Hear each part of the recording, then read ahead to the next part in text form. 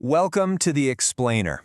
Today, we're diving into a really profound idea, one that connects the vast, silent emptiness of space with the conflicts brewing inside our own heads. It's a connection that might just change how you see, well, everything. So, back in the 1950s, the physicist Enrico Fermi was having lunch with some colleagues, and he asked this incredibly simple but totally mind-bending question. With billions of stars just in our galaxy and a huge number of planets that could be like Earth, the universe should be buzzing with civilizations. We should be seeing signals, probes, something. And yet, what do we hear? Nothing. Just silence. This is what's known as the Fermi paradox. Now, one of the most sobering answers to Fermi's question is this theory of the Great Filter. The idea is that there's some kind of universal barrier, a massive challenge, that life has to get past to become a spacefaring civilization. And here's the really chilling part. Maybe the reason we don't see anyone is because advanced civilizations almost never make it through the filter. They inevitably find a way to destroy themselves. And if you think this is all just some abstract sci-fi thought experiment, take a look at this number, 90 seconds. That is our current setting on the doomsday clock. It's the closest humanity has ever been to midnight, to a global, civilization-ending catastrophe. Suddenly, with all the talk about nuclear war, climate change, and runaway AI, that idea of a self-imposed filter feels a little too real, doesn't it? But long before many of these modern threats even existed, the psychologist Carl Jung pointed his finger at what he believed was the true Great Filter. He argued that the ultimate danger to us wasn't external. It wasn't our bombs or our political squabbles. It was internal. For Jung, the entire fate of the world hangs on the very thin thread of the human mind. So let's really dig into Jung's diagnosis.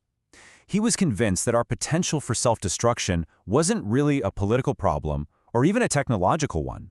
At its core, he said, it's a psychological problem. You know how we tend to blame everything on a few bad leaders or some corrupt system? Well, Jung saw it differently. He believed that a massive political crisis is really just an outward symptom, a projection of a psychological imbalance that's happening all at once inside millions of ordinary people. Most of us aren't even aware of it. Our collective chaos is just a mirror of our inner chaos. Jung had a name for this imbalance, one-sidedness. It's what happens when we get so locked into our own worldview, our political team, our ideology, that the other side stops having any validity at all. They're not just people we disagree with anymore. They become incomprehensible, irrational, maybe even evil. Let's look at how this split actually plays out. Now, from a deeply one-sided, left-leaning perspective, the world is a constant battle for social justice and inclusion. From inside that bubble, the opposition isn't just misguided. It gets defined entirely by its perceived moral failures. But now, let's flip the perspective. From a deeply one-sided, right-leaning viewpoint, the world is all about freedom, innovation, and personal responsibility. And from inside that bubble, the opposition is seen as this force of censorship and fear. You see?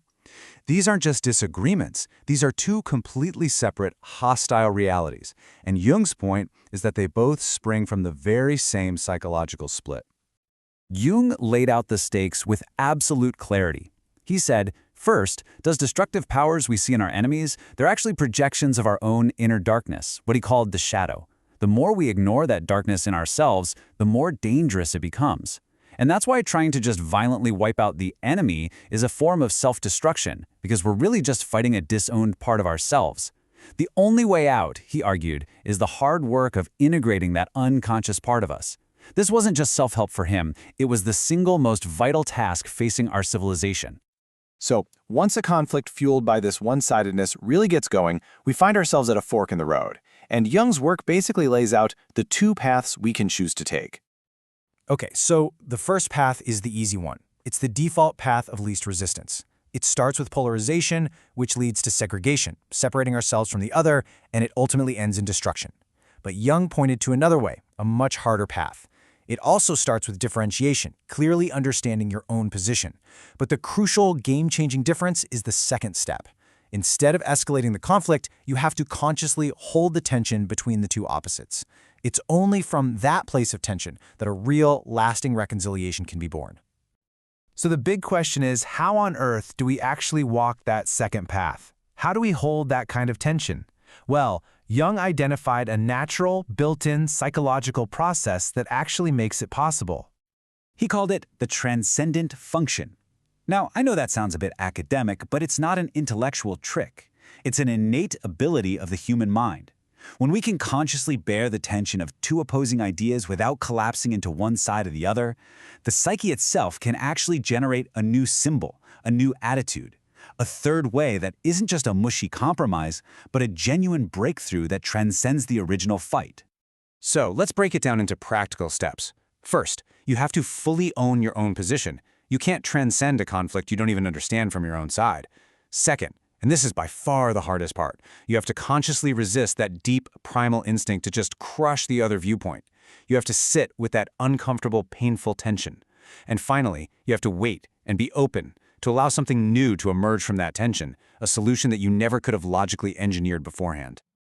And listen, this isn't just some abstract concept from a psychology textbook. It is a real, demonstrable quality that we have seen in some of the most profound leaders in human history. I mean, look no further than Nelson Mandela. With this one sentence, he performed the transcendent function on a global stage. He completely refused one-sidedness.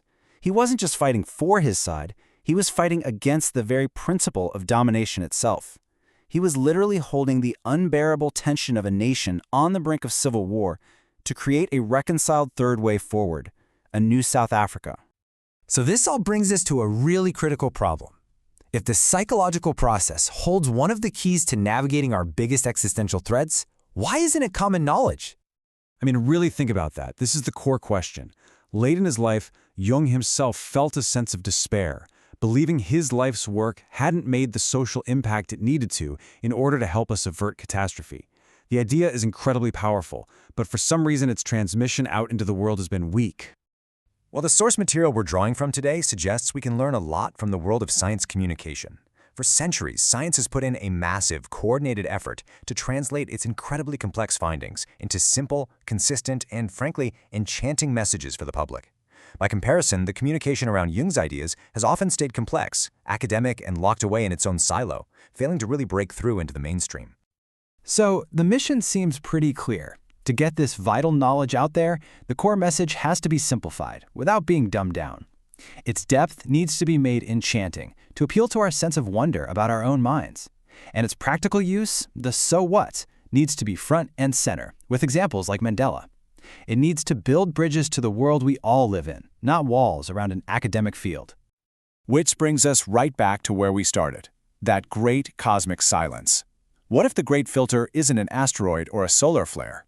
What if it's an internal, psychological test that every intelligent species in the universe eventually has to face, the ultimate challenge of integrating its own shadow? And what if passing that test is the most vital task of our civilization?